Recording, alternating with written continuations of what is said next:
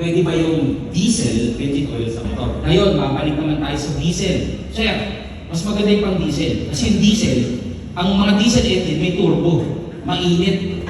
Rinig yung nabuo yan. Diba? Ginagamit namin pang karera, pang diesel. Eh, pag nasa mga karera, change oil naman yun. Diba no?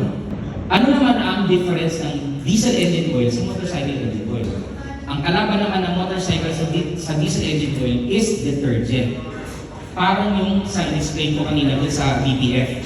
Pag nasusunog ang engine oil at yung detergent na nasunog, nagiging sulfated ash po yun. Sa top land, sa piston, yung ash po na yun nagbubuo sa ibabaw para sa dandruff. Doon ka makarelate ka ng dandruff. Okay.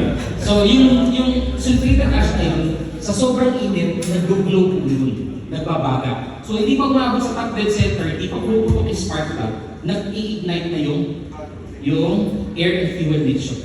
Kaya hindi natin recommended gumamit ng diesel engine oil.